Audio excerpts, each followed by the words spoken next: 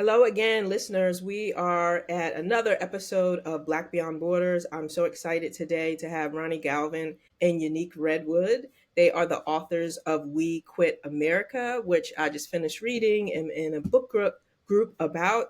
They are in Jamaica right now. So I love people to introduce themselves without me giving some long intro because you know yourselves way better than I know you and hate reading bios. So let's jump right into it. Whoever wants to start, why don't you just introduce yourselves and then we can get in your journey of how you all came to live in Jamaica, a little bit about the book. I love it. I think a lot of folks need to think about what are our other options for quitting on the spectrum, as you all say. So let's get into it by allowing you all to introduce yourselves. Thank you, author. I love saying that. My first book was, Say that one more time. I thought I pressed mute and I yeah, there pressed was pause. like a pause. Yeah. Okay. So, Ebony, thank you for having us. My name is Yanique Redwood. I'm a two-time author. My first book is White Women Cry and Call Me Angry, a Black woman's memoir on racism in philanthropy, which is a sector that I used to work in. And my second book is the one that I've written with my husband and partner, We Quit America, Our Exit from a Country Designed to Kill Black People. Outside of being an author, I am a consultant to organizations and foundations interested in deepening their racial equity and racial justice strategies. Good morning. Hey, Ebony. Thank you for having us. My name is Ronnie Galvin, and I'm the other half of, I think I'm going to say it, a frame that we took on when we first got married. I'm the other half of what we call revolutionary couple. And it's what we're aspiring to. We're not making the bold claim that we are that, but we're aspiring to that. Introducing ourselves. So I'm the other co-author on the book. And I grew up in Miami, Florida, and in a neighborhood that was African American, working class, professional class. And it was one of those communities that many of us grew up in where everybody's mama was everybody's mama. We had each other's back. There were great expectations that the adults had for the children. The children had reverence for the elders. And it was in many ways us against the world. And I have found that wherever I've been personally and professionally, as I've moved in the world, I've always been trying to recreate that community. And professionally, like Yanique, I have my own consulting practice called Communivation, innovating the way we do community and experience community. And primarily, I'm a facilitator and convener. So people will call me and say, hey, we're trying to figure this out. Can you help us come together, bring groups who want together, want to have big conversations, things of the like. And the joy of my life really was writing this book with Yanique. This is her second book. This is my first. I've always wanted to write a book. I watched her do her dissertation. I watched her, of course, write the first book. And Yanique, your example really, I think, helped my dream to actually finally write a book come alive. So thank you. I love that. I love the idea of a revolutionary couple as well. The partnership. It's like a dynamic duo, superpowers like coming together and complementing. And you can actually see that in the book. I love that you all really explained. That was my favorite part of like he gonna have a different writing style. My writing style is gonna be we gonna tell y'all from the beginning. We gonna write in our own voice and be authentic to yourself Right, as opposed to really trying to make it like y'all have the same right. voice. I love that y'all said that from the beginning that we're gonna have different voices and perspectives and how we think and how we come to that. I love that. But talk about, I'm interviewing people that have decided to move back to their country of heritage, move to a country that's majority of Black across the diaspora or on the continent and are trying to work and build community and build a life. So, talk a little bit about your decision to move to Jamaica as a couple, and then how is it going? Yeah. Where do we start on this? Okay, so first, we always want to just pay reverence to Randall Robinson, who wrote Quitting America, the departure of a Black man from his native land. And that, for me, Ronnie, I don't know if you would say that that was your start, but for me, that was the beginning of the possibility that I could move back home because I'm from Jamaica. but I never imagined that I would move back home. And so Ronnie was the one who shared that book with me, and it just was the beginning. He talks about how he tried so many things to get the country, get the US to do right by Black people. And he just decided he'd had enough. It wasn't ever going to change. And he left. He left to live in St. Kitts, where his wife was from. And so that was the beginning. But for me, it was really difficult. I just couldn't imagine a few things. Where was I going to work? Because work was such a central aspect of my life, not only just because everybody, basically people are working all day, but like my identity was wrapped up in work. Like if I wasn't working, then what value did I have in this world? And so Mm, I just couldn't fathom it. So even when Ronnie was saying, I think we can do this, I was just like, I don't see it. Where's the work? That was the big mm. question. Where will I work? And how will we I eat? love that you highlight that too, because I would imagine that other people that are thinking about this, the work is very different now in the past 5 years since the pandemic. That is their central question. How will I even if I could imagine living somewhere, I can't imagine how I'm going to make money Exactly. and have a good life doing that. So Exactly. continue. So that was my central question, and I pushed back on this idea for a long time. And then we ended up doing some work with a life coach to help us to start to imagine and dream about that possibility. But I'm going to turn it over to Ronnie so he can talk about why he thought this was possible. He's not even from Jamaica. Yeah, I'm not. That's true, but I am a child of the diaspora, and so Hmm. like Jamaica made perfect sense, and everything that Yanique said. I think Randall Robinson and Ebony, to your audience, like if they have not read Randall Robinson's book "Quitting America," just want to. It is so beautifully written, and Okay, I'll have to put that on my reading list. I'll yes, actually because I'll be traveling in the airports a lot. yeah, So. beautifully written, and it was really like, wow, somebody quit America, like. And so, from an imagination standpoint, we're hoping to do something similar with our book. He was the one that really kind of busted wide open for me. The other thing that I think your question is like, what like kind of led to the quitting, what triggered it? Yep. Well, to Yanique's point, we're both kind of in social justice, racial justice, change the world work. You know, there was all the trying stuff, and like, and it's not just us. We're not so self centered that we're like, okay, we tried all this, it didn't work. We look at the sweep of history. All the Mm. things that Black folks have done: fried other people's chicken, rode on the back of buses, scrubbed other people's floors, engaged in respectability politics, protest, prayed, all the things that we Mhm. voted, passed policy, went to school, got the best degrees, all the stuff that you're supposed to do, and like we still looking like we still behind. And the country is quick to blame Black folks for Yeah, where we are. exactly. We were like, nah, we not the problem. So like at some point, you realize you're in an abusive relationship. Mm. Yeah, You that's like, what my friend calls it all the time. yeah, and you like either we can stay or we can dip. And so that was one thing. Mm. Let me take the other. There was something very personal that, and Unique, I think I can speak for both of us, and it's in the book. We realized that the process and the work and the effort and the allegiance that we were pledging to America was affecting us as a country. And we realized that the context, and we talk about this, just America's not good for Black people. And we talk about the work we were doing in DC. Our therapist at the time said DC eats couples alive. Yeah, I underline that, and I remember that statement from your book, and it because it's a rat race, Yeah. right? So I went to Georgetown and have friends in DC, and I think it's a special kind of place because everybody's trying to one up each other. Mhm. They're like, "Move back here." I live in Richmond, and I'm like, "No, I'm Nope. fine.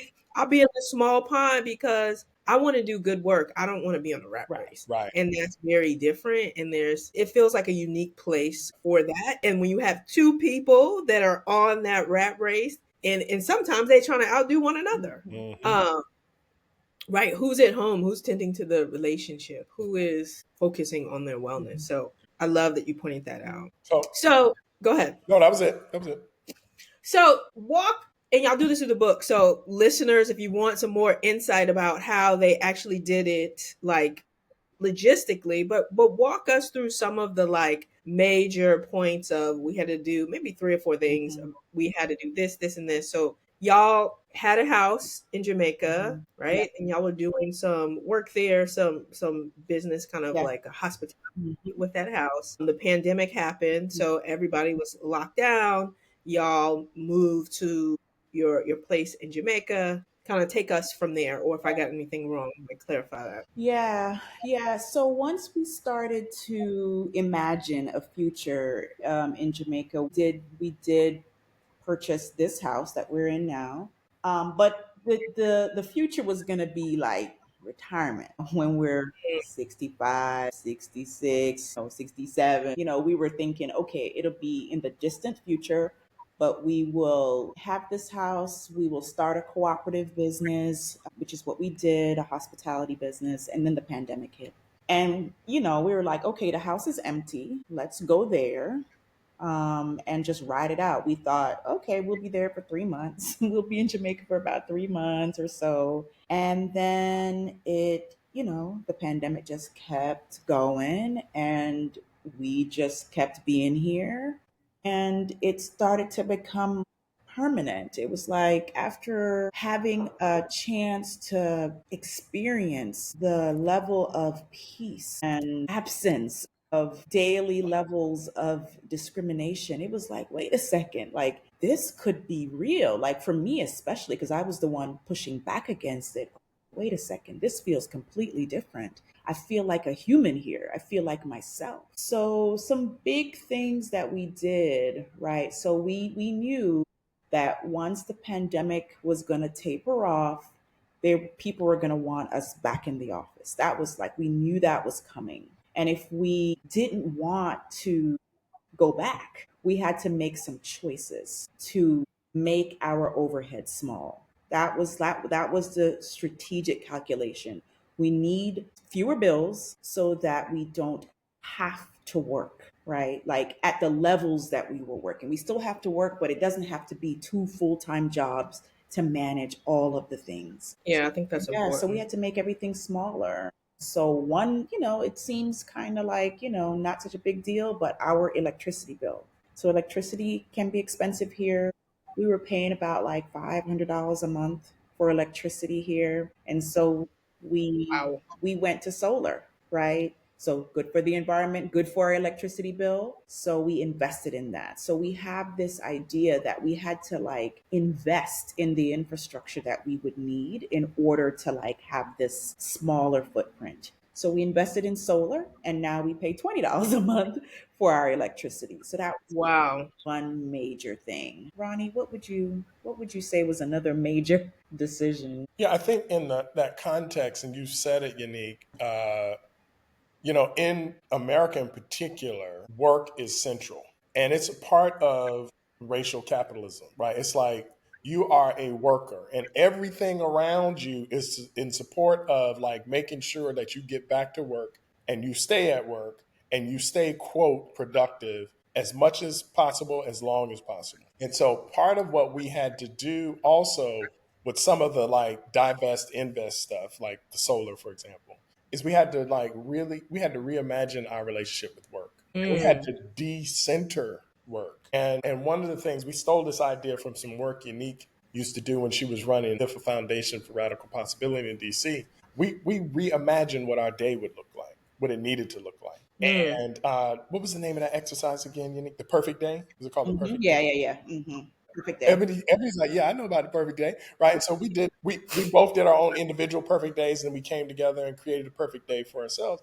And what we discovered is that our perfect day did not have work at the center. It had good food, it had rest, it had meditation, it had waking up in the morning and not picking up our phones first, but actually rolling over and talking to each other.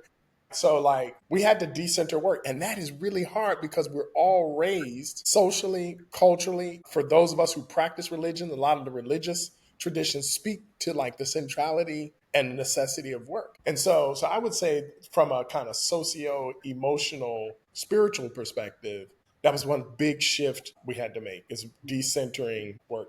And the other thing is we had to get rid of some things that we were holding on to in America, like in terms of assets. So y'all sold one of y'all houses. Yeah, yeah. But watch this, and Unique tells the story better than I do, but I'm gonna tell it this time. We actually, so we sold the house that we had in Atlanta. Unique was Yeah, one in our first Atlanta. home. Yeah. Right, our first home, which was supposed to be our safe house. That was the house we said, if the whole world is on fire, that's the Mm, house we're gonna go to. We're gonna have the family go there. It was big enough, so on and so forth. And that was an appreciating asset. In the United States, they say you buy a house and your house is your bank account, it's your savings, it is your future. Well, we got rid of that house and bought the house in Jamaica. The house we're sitting in right now. right. You're Uh oh, breaking up a little bit. Mike, Mike check, Mike We check. can hear you now. Okay, there you go. Okay, go back. Okay, So go back yeah. to the house So and yeah, you so appreciate. yeah, so the house, we sold the house in Atlanta, appreciating asset. In the United States, you buy a house not to live in, but you buy it not to just live in, but you buy it so that you sell it later for a bunch of money, right? An appreciating asset, we got rid of that and purchased and paid off the house in Jamaica, which is a depreciating asset. In Jamaica, because of the relationship between the Jamaican dollar and the US dollar, when you buy a house, the value actually goes down. But for us, this is the other change, right? So for us, this was not like an investment in our bank account. This was an investment in our well-being. Mm, And this is the place where we live. This is a place where we enjoy our family and our friends. And guess what? I just need to say this to your listeners, to your audience. Imagine if you had a life where you didn't have a mortgage or rent. mm. I'm gonna let that You have a marinate. very different Just life. let that marinate, Different life. Yeah. right? Well, because sometimes that becomes a ball and chain. Yeah. Probably most of the time, right? You have a big mortgage. And so I travel a lot and people will be like, I don't see how you do all this. I said, my life is decidingly small, Yeah. That's right. right? I can have and it probably will get smaller. I could afford a house twice as big as the house that and car, right? Mm-hmm. Twice as big or expensive than I have right now. But my priority is actually, I love good food. I love a good drink. I love to travel. Those are where I want to Right. spend my time and money. Also, like, so decreasing the size of your life, and that doesn't mean you're penny pinching all the time. You're just saying, hey, this is important. That's where I'm gonna put my time and energy. Mm-hmm. These things that are markers of success in this country, I'm not gonna be let them be That's markers of my life.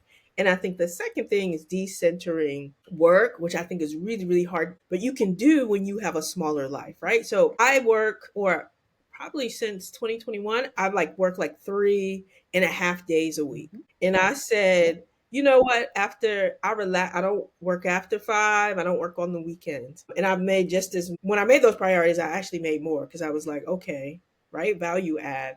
But I decided I was going to give myself the first fruits. I don't work on Monday and I work on creative project because I get the first fruits of my rest. Mm-hmm.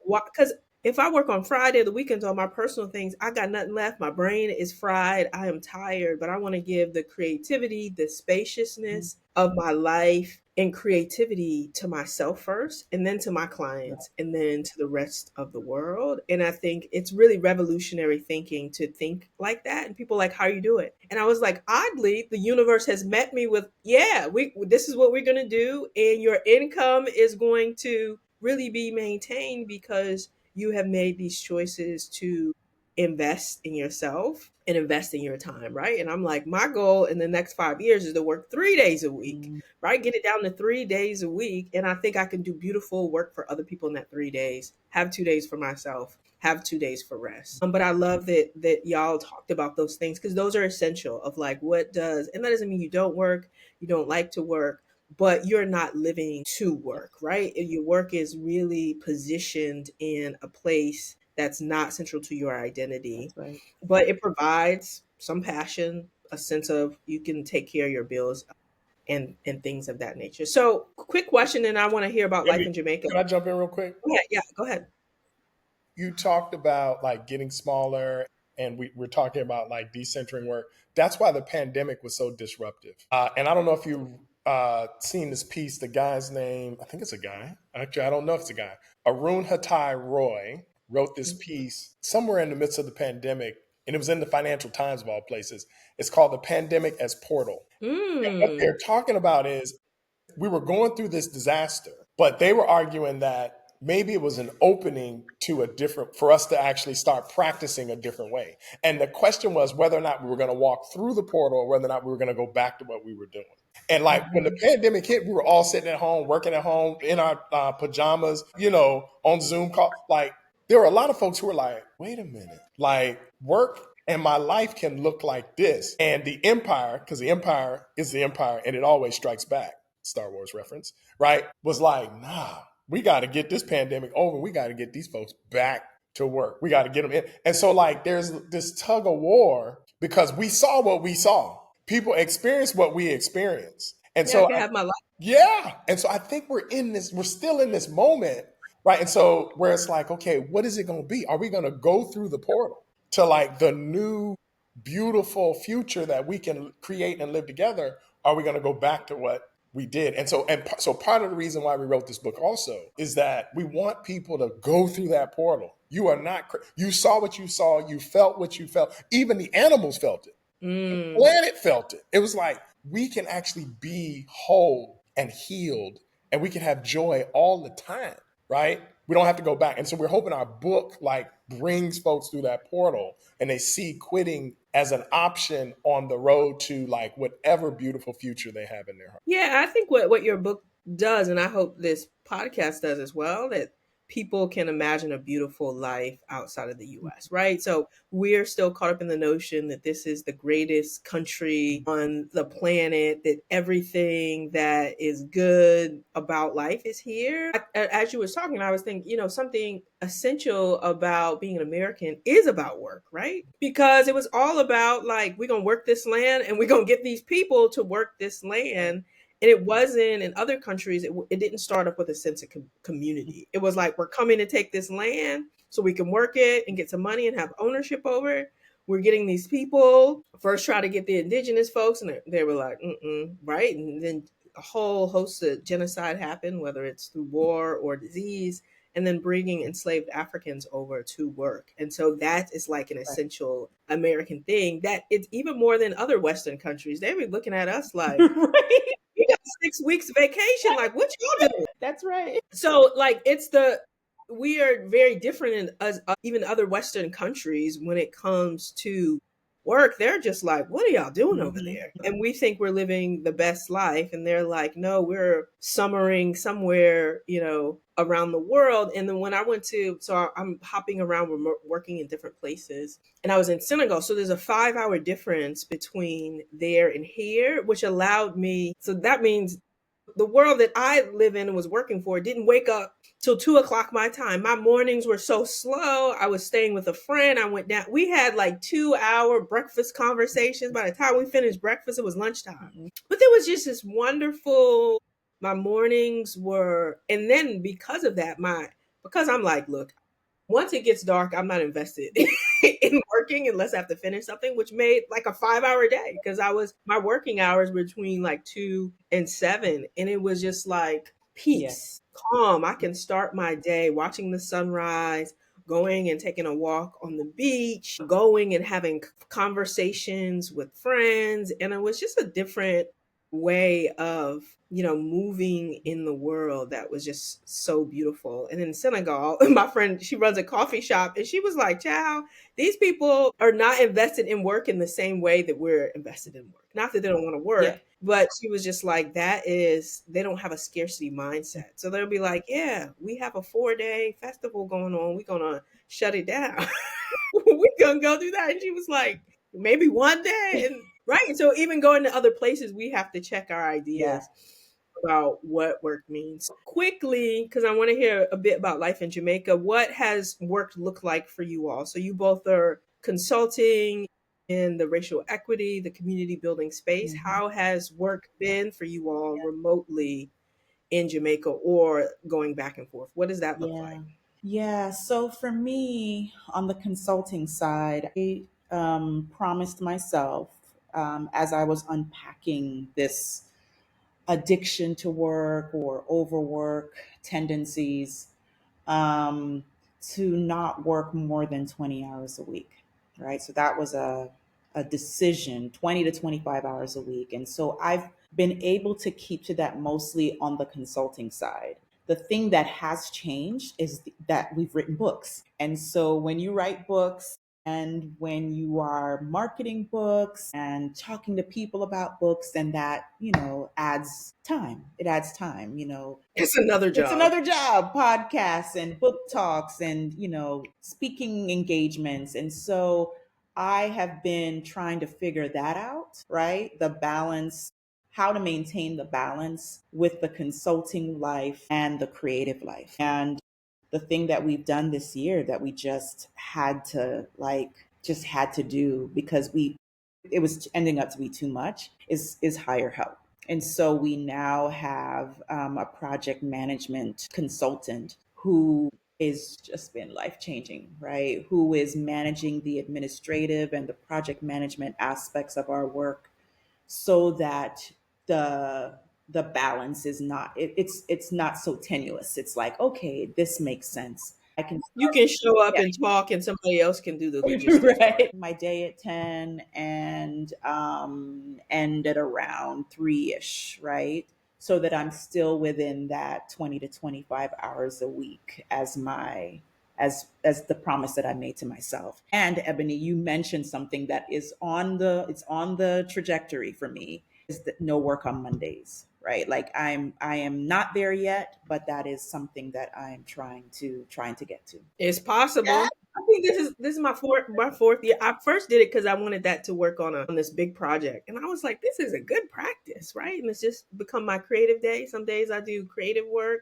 Sometimes I do a little bit of work, administrative work, but I'm not available to clients on Right, that day right. unless there's like nothing else we can do. It's like a last resort. How has work changed for you, Ronnie, or what does it look like? Yeah, I'm adopting that too because I have like a couple of big projects in my head, like passion projects. I'm gonna start reserving some time, Yeah. but yeah, I'm just out here having a ball. I'm just like, I color outside the lines, and so you know, in my head, I work 20 hours a week, but like it might be a little more, it might be a little less. And the one thing I want to make sure I acknowledge, and Yanique, you have talked about this in relation to your first book about the risks you took as a racial justice leader, the potential for blowback and white lash, right? And how Black women said, "Oh no, we got you. Here's a project here. Here's a project here." And it wasn't just that they were creating a safety net for you. They were also, it was good. It is good work. Mhm. And I just want to say the same thing, Ebony. For me, I thought about this the other day. The work that I do, facilitating, convening, things alike, it's been Black women who've said, Mm, "Yeah, I like this. Do this right here." And mm, so most of my work and the pandemic kind of opened our eyes to this is online. hmm. Last year, I probably was in the States once every 6 or 7 weeks, mostly in DC, Yeah, just because some things had to happen in person. But yeah, that makes sense. yeah. But yeah, it just, there's more spaciousness. That's a word that Unique and I use a lot. There's more spaciousness. And like in the middle of the day, I might be out there playing with the dogs. Right. And so, sorry. So I would say that I'm built for like just joy and fun, but like it's even more joyful and more fun Mm, and more spacious now. I love that. So tell me y'all's favorite things about living in Jamaica. What are your kind of top things? And then what's been challenging, Mm. if anything? Hmm. I think Ronnie has a lot of challenges. You want to go first? I'll go first. I tell this to everybody, and I don't even know if people like really get it. Like, I think if you're in the United States, I don't know if you really get this, but I didn't get it until I got here, which is that I can walk out of my house, right, and walk into my yard. And depending on what is growing, right, I can pick something from a tree and eat it. Like, there's something magical about Yeah. though that series of steps, right? And so one of my favorite fruit in Jamaica is the Otaiti apple, and we have a tree. And so around April, right, it's blossoming, and then it's just got like, I don't know, 100 or so apples on it. I mean, it's crazy. And I See how that puts you in the abundant mind, the fruitfulness, the abundant exactly, mindset. and I can go to that tree with my stick and I can knock an apple out of the tree, or 4 or 10, get it into a bowl, wash them and eat them. And even when I'm washing them, I'm like, oh, this doesn't have pesticides on it, because it was a tree in my backyard, right? Yeah. So there's something really magical about that for me. Sweet sop is my absolute favorite fruit. We have a tree. It just started to bear last year for the first time in about 6 years. And there's nothing like it. Picking cilantro out of our little vegetable bed.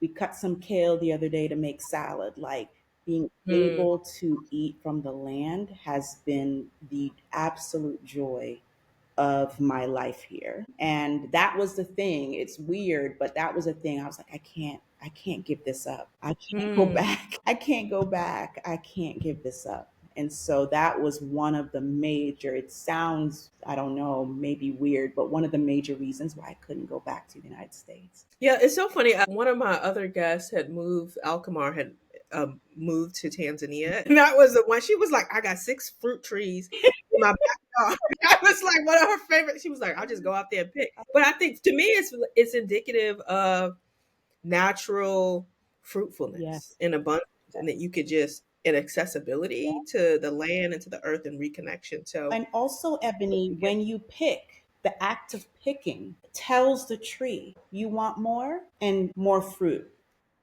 So mm, actually picking tells the tree that somebody wants more and will mm, supply more. The abundance is just incredible. that conversation with the natural environment. I love Mhm. that. What about you, Ronnie? What do you love? What have been some challenges? Ooh, Oh, you well, see? yes. That's your view? I told Yanique I'm coming to visit. I'm sending you an email so I can get in the carriage house. You're on mute. So that's the best part.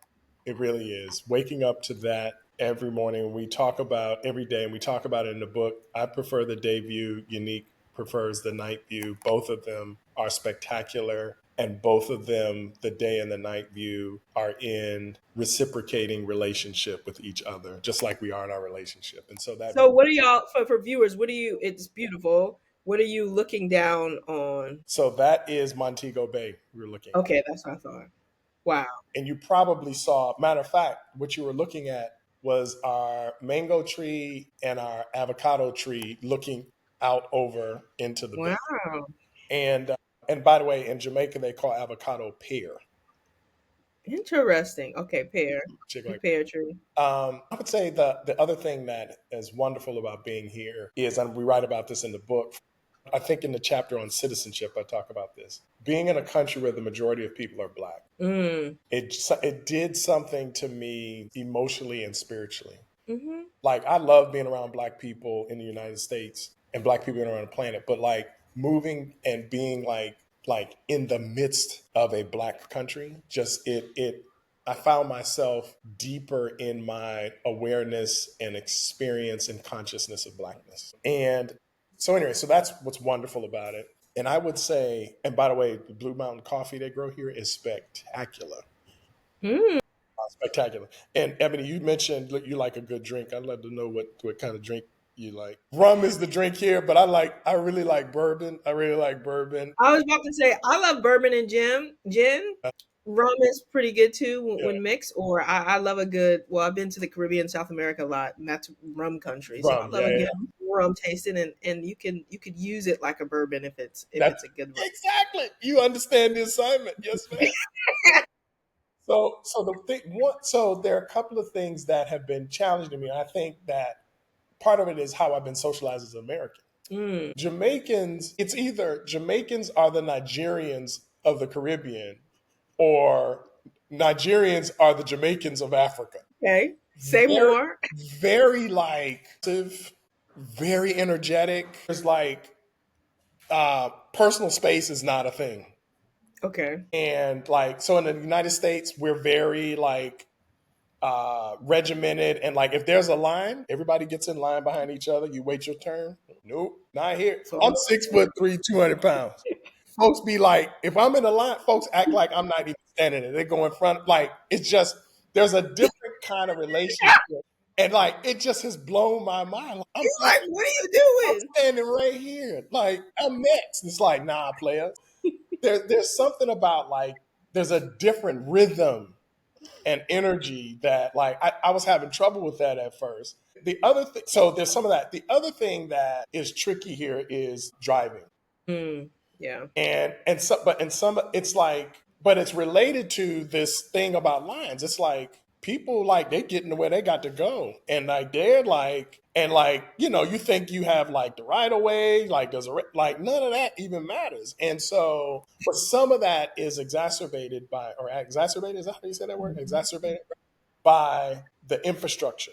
So the Yeah. roads can be in a lot of places tough. But if you read the book, we talk about how countries like Jamaica, where the infrastructure looks challenged, it's directly tied to the extractive history of colonization, the continued negative impact of racial capitalism on countries like Jamaica. And so, like, now, like, I understand the political, economic Mm, relationships and consequences between like a black country like Jamaica and the empire, which is the United States and the West. And so like it like clarified for me another reason why we needed to get out of the United States and not participate. And this is the subtitle on the book, not participate in a country that is actually designed to kill black people, not just in the United States, but black people wherever we are. yeah, say that thing, and the wide reach of white supremacy and Mhm. colonialism, Mhm. right? Which that now you can't get away from.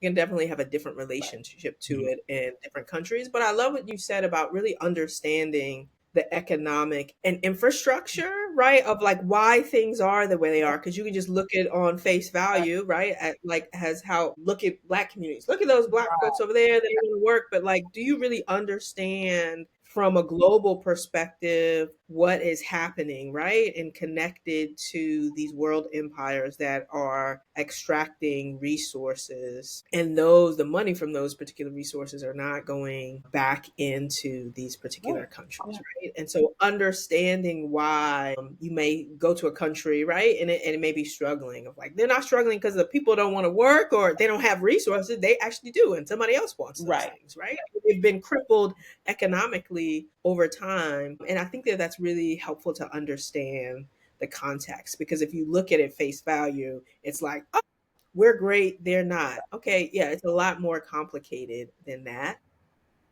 Yeah, Ebony, there's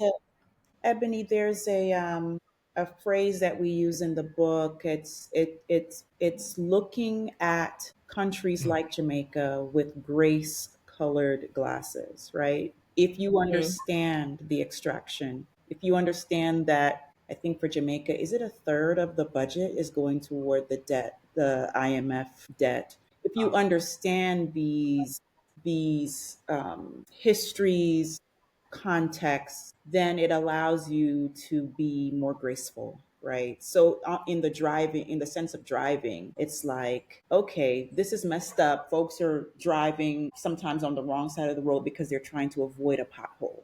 And that yeah. pothole is there because the country doesn't have the resources to maintain the roads to perfection. They just do not. And so it allows you to like, instead of like blaming that driver, Yeah, and judging, right? Yeah. you blame what is really happening, which is this extraction from black Yeah. countries. That part. I want to wind us down, and so I'm going to ask one last, but it's a two-part question. Mhm. So, how has living in Jamaica changed for you? Ronnie hit on this a little bit, what it means to be Black or your sense of identity. And then, if somebody, and what advice would you have for other people that are thinking about leaving the US, quitting, or having a different relationship to the United States? Mhm. So, how has it changed your perspective, identity? What advice do you have for other folks that might be looking to do the same? First thing they need to do is read the book. Yes, identity. I've been thinking a lot about this. When I moved to the United States, I lost my Jamaican identity a bit, Hmm. especially professionally. And I was in a meeting once where Gustavo, what's his last name? Torres? Is it Torres? Torres. Yeah. He Casa. said, yeah, he said, Unique, you and I are immigrants. And I was like, oh my goodness. Like I had turned that off because I had identified so much as an African American, as a Mm. identified so much with that struggle and wanted to like root myself in that struggle and, racial justice. And so being back here has allowed me to like observe and participate even in the way, we talk, the cadence of the way we talk to each other. There are these pauses, there are these acknowledgments. You say, mm-hmm, mm-hmm, yeah, mm-hmm. But it's a different rhythm. I just Mm, feel like I am starting to be back in the rhythm of being a Jamaican, being Caribbean, being mm, home. And the other piece of this is that I just feel like a human here. I don't know how to explain that. I just mm, feel like a whole human here. And I feel like myself in a way that I just was not able to feel in the United States. I always felt like an outsider. I always felt like I had a liability on my back. This black skin was always like seen by whiteness, by white supremacy, by white people as a liability. And I just have been able to shed that, right? mm, And so, my only advice is to find yourself as a Black person on the quitting spectrum. Even mm, if that means you can't leave the United States, how can you divest from notions that have been sold to you about what it takes to live a good life, right? What it mm, takes to, as a Black person, to like make it and to advance all those ideas. Like, how do you shed those and construct a life and a community that makes sense for you and your Black identity? So that may be inside the United States, it can happen. I think it's harder. And then it can mean, visiting other places multiple times a year if you can. It could mean an exit, a full exit. But whatever it is, get on that spectrum, because what America has designed is not for us. Never was for us, never will be for us. And so that's my mm. advice. Get on the quitting spectrum. Amen. Ronnie? Yeah, for me, I am more connected and deeply immersed in blackness. Like I have submerged, and the African American tradition in the United States is beautiful. It shaped me. It is me. And it is, I feel like, I think I use this word in the book, that the blackness that is across the diaspora, we are resonating more deeply and profoundly together. Me with Mm, it yep. and it or they or with me. Just being out of proximity to the United States. So just a deeper immersion into blackness. And then the advice, there is because I am a preacher, right? There is a word in the book that says, for lack of vision, the people perish. Perish. And I would invite, this is my advice. What is your vision, Black people, for freedom? Mm, And how do you decolonize your mind so that your vision for freedom is not captured and encumbered by the white, Christian, violent, supremacist, patriarchal planet killers that designed the United States? How do you get back into this? Is the Sankofa, Ebony, that we were talking about in the study group, right? mm-hmm, How do we get back to Sankofa, and how do we become Sankofans? Go back and look at what our people were dreaming of. mm, What was freedom and thriving and well being and joy and community for us? And then, how do we, once we get in touch with that, how do we build a beautiful Afro future that responds to that? amen. Catch the vision. Because if we do not, the country that was designed to kill us, United States of America, will be the thing that makes us perish. Mm, And so it has to start with vision. And that's Yanique and I, that's how this all started for us too. Like we had a vision. The ancestors gave it to us. And for those folks who say the ancestors say, oh, you got to stay and fight, like we sacrificed and we bled and so on and so forth for this land, the United States. Our ancestors told us, get out, mm, because this is not it. And so that's my mm, advice. What is your heart and spirit and soul? What are your ancestors saying? What is your gut saying about what freedom is? And if it is not aligned with what you're experiencing right now, you have the power and the agency. And by the way, we'll be there with you amen. to move toward that future. Well, preacher, I think we got to take up the offering now. Thank y'all so much. I think that that was a wonderful kind of close. He done gave the benediction, you sending us and blessing us out into the world. Thank y'all so much for what you're doing, for your vision, for setting it out in a book, and for all you do speaking about it, because I think so many more people need to catch this vision, even if it's decolonizing your mind and staying here and understanding that you have options. And there's so many people like you, what I would call developing safe houses. Yeah, come over. That's what my friend did for me when I went to Senegal. Come over, Yeah. just relax, right?